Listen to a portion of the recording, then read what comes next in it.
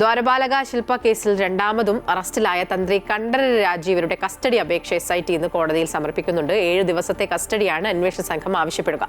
അതിനിടെ റിമാൻഡിലായ KP ശങ്കരദാസിനെ medical college ആശുപത്രിയിലേക്ക് ഇന്ന് മാറ്റിയേക്കും. ജയിൽ ഡോക്ടർ ശങ്കരദാസ് ചികിത്സയിൽ കഴിയുന്ന സ്വകാര്യ ആശുപത്രിയിലെത്തി പരിശോധിക്കുകയും ചെയ്യും. അൺഫിൽറ്റ് ഉണ്ട് കൂടുതൽ വിവരങ്ങളുമായി. അൺഫിൽറ്റ്, ഈ തന്ത്രിയുടെ കേസ് 2 കേസുകളാണ്. ഈ തന്ത്രിയിൽ നിന്ന് കൂടുതലായി ചോദിച്ച് അറിയാനുണ്ട്. മറ്റാർക്കെങ്കിലും ഒക്കെ ഇതിൽ പങ്കുണ്ടോ എന്നതടക്കമുള്ള കാര്യങ്ങളൊക്കെ ഈ തന്ത്രിയുടെ മൊഴി ഈ മുന്നോട്ടുള്ള അന്വേഷണത്തിന് വളരെ പ്രധാനമാണ്. എന്തൊക്കെയാണ് വിവരങ്ങൾ?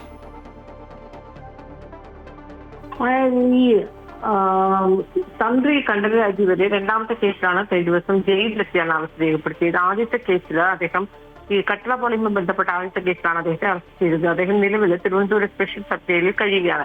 ഈ സബ് ജയിലിൽ കഴിയുമ്പോൾ തന്നെയാണ് കഴിഞ്ഞ ദിവസം അന്വേഷണ സംഘം എത്തി രണ്ടാമത്തെ കേസ്, അതായത് ദ്വാരപാലക ശില്പവുമായി ബന്ധപ്പെട്ട ദ്വാരപാലക ശില്പം കടത്തിയ കേസിൽ തന്ത്രിക്ക് കൃത്യമായി അറിയാമായിരുന്നു. തന്ത്രിയുടെ അറിവോടുകൂടി തന്നെയാണ് ഉണ്ണികൃഷ്ണൻ പോറ്റി ഇതൊക്കെ തന്നെ ചെയ്തത്. മാത്രവുമല്ല, അവിടെ ദ്വാരപാലക ശില്പവുമായി ബന്ധപ്പെട്ട് അവിടെ ഒരു പൂജാകർമ്മം തന്ത്രി നടത്തിയിരുന്നു. അതുകൊണ്ട് തന്നെ തന്ത്രിക്ക് കൃത്യമായി സ്പോൺസറുടെ കൈവശം കൊടുത്തയക്കുന്നു. അതിൽ ദ്വാരപാലക ശില്പത്തിന് മങ്ങലേറ്റതിനെ തുടർന്നാണ് അദ്ദേഹത്തിന്റെ ആചാരവിധി പ്രകാരവും തന്നെ നിർദ്ദേശത്തോടു കൂടി തന്നെയാണ് ഉണ്ണികൃഷ്ണൻ പോറ്റിയുടെ കൈവശം അത് കൊടുത്തയക്കുന്നത്. അതുകൊണ്ട് ഇതിലൊക്കെ തന്നെയും തന്ത്രിയുടെ പങ്ക് വളരെ നിർണായകമാണ്.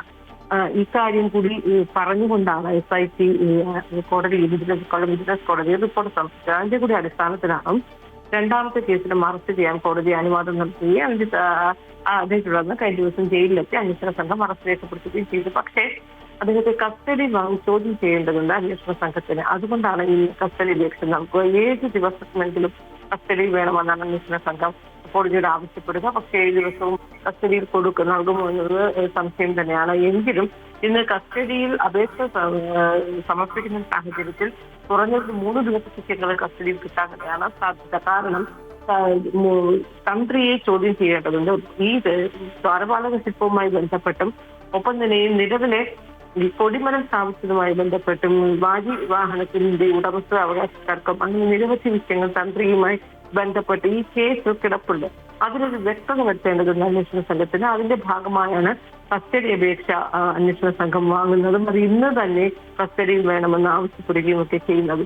അതോടൊപ്പം കേസിൽ അറസ്റ്റിലായ 11ാമത്തെ പ്രതിയായിരിക്കുന്ന അൺഫിൽറ്റ് അത് തന്നെ അതിലേക്കാണ് വരുന്നത്. ഈ ശങ്കർദാസിന്റെ ആരോഗ്യനിലയെ കുറിച്ചൊക്കെ ഈ പല രീതിയിലുള്ള വാർത്തകളൊക്കെ പുറത്തു വരുന്നുണ്ട്. ഈ അറസ്റ്റ് വൈകുന്നതിനൊക്കെ ഒപ്പം ഈ ആശുപത്രി വാസത്തെയൊക്കെ കഴിഞ്ഞ ദിവസം ഹൈക്കോടതിയൊക്കെ വിമർശിച്ചിരുന്നു. അതായത് മകൻ SP ആയതുകൊണ്ടാണ് അദ്ദേഹം ആശുപത്രിയിൽ തന്നെ കഴിയുന്നത് എന്നൊക്കെയായിരുന്നു പറയുന്നത്. അപ്പൊ മൊഴിയെടുക്കൽ സംബന്ധിച്ചൊക്കെ ഒരു പ്രശ്നം നേരിടുന്നു എന്നുള്ള വാർത്തകളൊക്കെ വരുന്നുണ്ട്. അപ്പോൾ അദ്ദേഹത്തിന്റെ കാര്യത്തിൽ എങ്ങനെയായിരിക്കും ഇനി മുന്നോട്ടുള്ളൊരു നടപടി?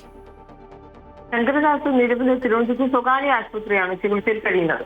അദ്ദേഹത്തെ കഴിഞ്ഞ ദിവസം അന്വേഷണ സംഘം അറസ്റ്റ് രേഖപ്പെടുത്തുന്നു. കഴിഞ്ഞ ദിവസം രാത്രിയോടുകൂടിയാണ് അന്വേഷണ സംഘം ഈ ഹൈക്കോടതിയിൽ നിന്നുള്ള അതിരൂക്ഷമായ വിമർശനം അന്വേഷണ സംഘത്തിന് നേരിടേണ്ടി വന്നിരുന്നത്. ഇതിന്റെ പശ്ചാത്തലത്തിലാണ് അദ്ദേഹം ICUവിലായിരുന്നു തിരുവനന്തപുരത്തെ സ്വകാര്യ ആശുപത്രിയിൽ.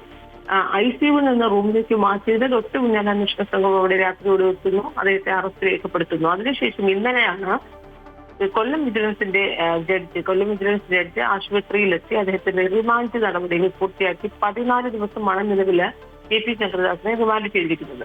അപ്പൊ നിലവിൽ റിമാൻഡ് ചെയ്യുന്ന പ്രതി ഒരിക്കലും ഒരു സ്വകാര്യ ആശുപത്രിയിൽ പാടില്ല. അദ്ദേഹത്തെ സർക്കാർ ആശുപത്രി തന്നെയാണ് മാറ്റേണ്ടത്. അതുകൊണ്ടാണ് തിരുവനന്തപുരം മെഡിക്കൽ കോളേജ് ആശുപത്രിയിലേക്ക് അദ്ദേഹത്തെ മാറ്റാനുള്ള നടപടിക്രമങ്ങളിലേക്ക് കടക്കുന്നത്. പക്ഷേ നിലവിൽ അദ്ദേഹത്തിന്റെ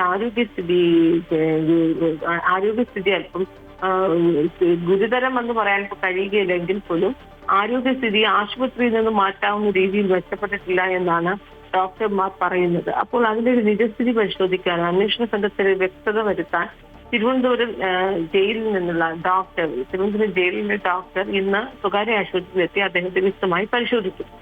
ആ ഡോക്ടറുടെ നിർദ്ദേശം എന്താണോ ആ നിർദ്ദേശത്തിനനുസരിച്ച് മാത്രമേ അദ്ദേഹത്തെ ആശുപത്രി മാറ്റുന്ന കാര്യത്തിൽ ഒരു തീരുമാനം എടുക്കാനായി കഴിയുകയുള്ളൂ. സ്വകാര്യ ആശുപത്രിയിലെ ഡോക്ടർമാർ പറയുന്നത് അദ്ദേഹത്തെ ഉടനെ ആശുപത്രി മാറ്റുക സാധ്യമല്ല എന്ന രീതിയിലാണ്. പക്ഷെ അതിലൊരു ഉറപ്പോ വ്യക്തതയോ വരുത്താൻ ജയിലിലെ ഡോക്ടർ പരിശോധിച്ച് അദ്ദേഹത്തെ മാറ്റാൻ നിലവിലെ സാഹചര്യത്തിൽ മാറ്റുന്നതിൽ കുഴപ്പമില്ല എന്ന് പറയുകയാണെങ്കിൽ അപ്പോൾ തന്നെ തിരുവനന്തപുരം മെഡിക്കൽ കോളേജ് ആശുപത്രിയിലേക്ക് അദ്ദേഹത്തെ മാറ്റുന്നതാണ്. 14 ദിവസത്തെ കസ്റ്റഡിയാണ് ആശുപത്രിയിൽ മാറ്റിയതിനു ശേഷം പക്ഷെ മൊഴി രേഖപ്പെടുത്തുന്നത് ഇതേ ആ സാഹചര്യത്തിലാണെങ്കിൽ പ്രായോഗികമല്ല എന്നൊരു വിലയിരുത്തൽ കൂടി ഡോക്ടർമാർ നൽകുന്നുണ്ട് മായ.